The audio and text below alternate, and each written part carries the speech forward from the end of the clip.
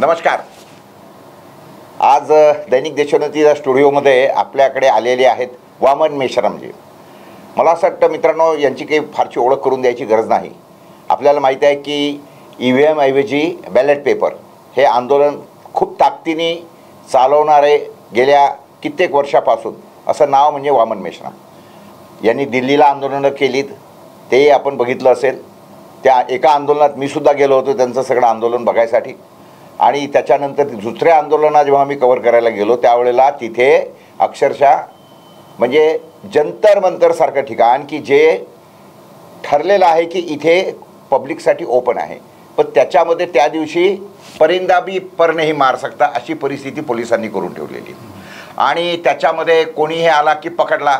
म्हणजे खरं म्हटलं म्हणजे 144 कलम लागू असताना विषय असा आहे की जर 4च्या वर माणसं असली तर पकडायला पाहिजे. एकटा मनुष्य गेला तरी पकडत होते. याच्यावरून वामन मेश्रामांच्या या आंदोलनाची सरकारने किती धसका घेतला आहे ही बाब स्पष्ट होते. तर असे हे वामन मेश्राम की ज्यांनी या EVMच्या विरोधामध्ये अत्यंत आक्रमक अशी भूमिका घेतली. आज आपल्या ते स्टुडिओत आहेत. निवडणुका सुरू झालेल्या आहेत देशामध्ये. आणि असं असताना आज ज्यांचं एक अतिशय चांगलं असं कॅडर, मोठं असं कॅडर बामसेफ या नावाने, आणि मला नाही वाटत की बामसेफची सुद्धा कुणाला ओळख करून द्यायची किंवा सांगायची गरज आहे. तर वामन मेश्रामजींची आपण मुलाखत घेऊया. वामनजी नमस्कार. देशोन्नतीच्या स्टुडिओमध्ये आपलं स्वागत आहे. धन्यवाद. नमस्कार. मित्रांनो, मी एक प्रश्न वामनजींना विचारतो जो आजकाल फार गाजलेला आहे. भाजप म्हणतंय अब की बार 400 पार. वामनजी आपल्याला काय वाटतं? अब की बार 400 पार या हे त्यांचे नॅरेटिव्ह सेट करतायत, थापा मारतायत की जाऊ शकतात? मोदी आणि BJPच्या ज्या रणनीतिक हालचाली चालू आहेत त्याच्यावरून ते लोक निवडणूक हारणार आहेत असं त्यांच्या हालचालीवरून, त्याच्या ॲक्टिव्हिटीवरून वाटते. त्याचं कारण मी तुम्हाला सांगतो.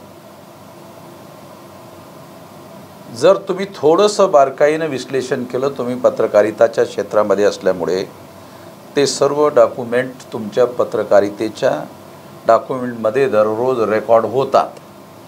त्यानुसार एक पहिल्या नंबरचा पुरावा मी त्या संबंधामध्ये तुम्हाला देतो.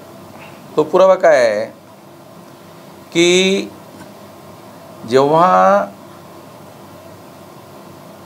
नरेंद्र मोदींनी हे बघितलं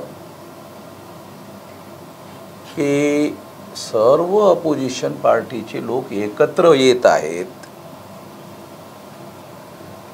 तेव्हा सर्व अपोजिशनचे लोक जेव्हा एकत्र नव्हते तेव्हा 2019च्या निवडणुकीचे आकडे जर त्याचं विश्लेषण केलं तर BJPची जी मत पर्सेंटेज आहे ते 37.7 आहे. फार महत्त्वाचा मुद्दा तुम्हाला सांगू इच्छितो. किंवा आपल्या महाराष्ट्रातील मराठी जे वाचक आहेत तुमचे त्यांना सांगू इच्छितो, कारण सर्वसाधारण वाचक ह्या आकडेवारीमध्ये पडत नाही. पण ती आकडेवारी मी खास करून सांगू इच्छितो की BJPला 2019च्या निवडणुकीमध्ये 37.7% मतं पडलेली आहेत. याचा दुसरा पण एक अर्थ होतो की 62.3% मतं ही विरोधामध्ये गेलेली आहे. बरोबर. मग प्रश्न मुख्य निर्माण होतो की जर इतकी मतं विरोधात होती तर मग 37 वाले निवडणुका का जिंकले? तर त्याचं कारण असं आहे की हे 37.7 वाले एकत्रित निवडणुका लढवले आणि 62.3% वाले देशभरामध्ये विखुरलेले निवडणूक लढवले. फार महत्त्वाचा मुद्दा सांगितला. म्हणजे पहिल्या नंबरचा मुद्दा, दुसरा घेण्याची जरूरतच नाही, एवढा महत्त्वाचा मुद्दा आहे तो. आणि म्हणून काय झालं की 37.7% ज्यांना मतं पडलीत त्यांचे 303 लोक निवडून आले. त्यांना जागा पाहिजे होत्या 272. म्हणजे सिंपल मेजॉरिटी सरकार बनवण्यासाठी 272 जर मिळाल्या तर बरोबर. तुम्ही सिंपल मेजॉरिटीवर सरकार बनवू शकता.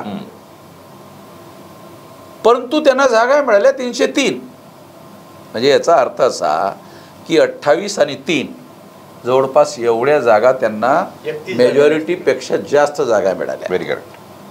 आता ही परिस्थिती असता म्हणजे ही 37.7% परिस्थिती जर आपण बारकाईनं बघितली आणि विरोधी पक्षाकडे एवढी मतं असताना सुद्धा आपण निवडणुका हारलो, हे हारल्यानंतर विरोधी पक्षाच्या लोकांच्या लक्षात आलं आणि म्हणून त्याच्यानंतर त्यांनी हालचाली सुरू केल्या की आपण सर्व लोकांनी एकत्रित येऊन जर निवडणुका लढवल्या नाहीत तर आपलं पानिपत झाल्याशिवाय राहणार नाही.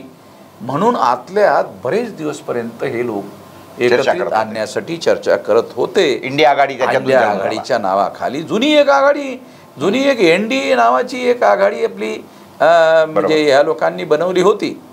दुसरी एक आघाडी होती म्हणजे ह्या लोकांनी बनवलेली, त्याचं नाव दुसरं होतं. पण आता त्या आघाडीचं नाव बदलवून यांनी इंडिया आघाडी बनवली. युपी होतं बरोबर. यांचा आहे, BJP वाल्यांचा आहे. तर आता प्रश्न असा निर्माण होतो की जेव्हा हे लोक विखुरलेले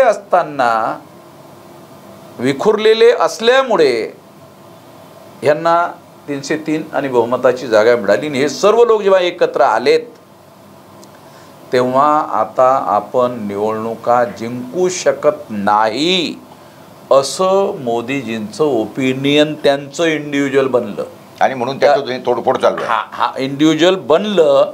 त्याच्यानंतर त्यांनी काही राज्यांमध्ये तोडफोड करण्याचं काम सुरू केलं. त्यामध्ये पहिल्या नंबरचं राज्य महाराष्ट्र. तिन्ही पक्षाचे लोक त्यांनी फोडले गरज नसताना. पहिल्यांदा शिंदे फोडला तिथपर्यंत सरकार आणलं. नंतर आवश्यकता नव्हती, परंतु ती लोकसभेसाठी ती लोकसभा लक्षात घेता लोकसभेसाठी त्यांना फोडण्यात आलं. बरोबर. आणि मग काय झालं, मग त्यांनी असा विचार केला की आता या स्थितीमध्ये आपण निवडणुका जिंकू शकत नाही असा मेसेज संपूर्ण देशभर गेलेला आहे.